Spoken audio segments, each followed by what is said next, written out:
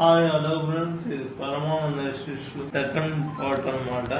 దీంట్లో ఏంటంటే ఆ ఉప్పు బస్తాలు తెచ్చుకునే దానికి ఊరు వెళ్తారు కదా, ఆ ఊరికి వెళ్లి వస్తూ ఉంటే మధ్యలో ఒక నది ఉంటది. కొమ్మ షాప్ దగ్గరేమో ఆ అందరి శిష్యులకి అలా ఒక బస్తా ఎత్తుకోండి అని చెప్పి ఇచ్చేస్తాడు పరమానందయ్య.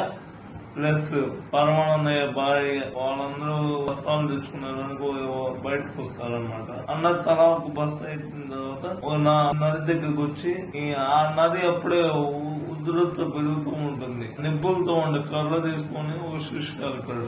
అట్లానే ఎగిసిపడుతుంది, అంటే వేడి కదా, ఆల్రెడీ ఎగిసిపడే దాని మీద మళ్ళీ ఇది పెడితే ఏమంది ఇంకా ఎగిసిపడుతుంది కదా, ఉధృత తగ్గేదాకా అట్లానే ఉన్నాం అని చెప్పేసి అట్లానే చూస్తూ కాసేపు మాట్లాడుకుంటూ ఉంటారు. తర్వాత వాళ్ళ భార్య వచ్చి ఇంకా ఎంతసేపు అండి అని చెప్పి ఎట్లో ఒకట్లో తగడతామని చెప్పి అంటది. దాని తర్వాత ఏముందంటే మళ్ళీ ఇంకో శిష్యుని పంపించి అసలు ఇప్పుడు ఎలా ఉంది చూడరా, ఉధృత తగ్గిందా, మళ్ళీ అదే ఉధృత ఉందంట.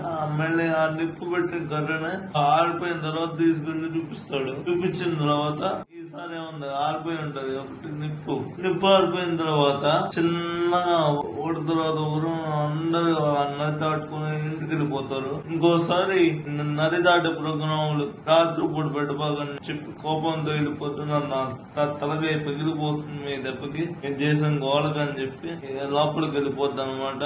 ఓకే, అది ఫ్రెండ్స్ ఇక్కడతో ఈ స్టోరీ ఎండ్ అయిపోద్ది. నెక్స్ట్ స్టోరీ ముందుకు వస్తాను ఫ్రెండ్స్.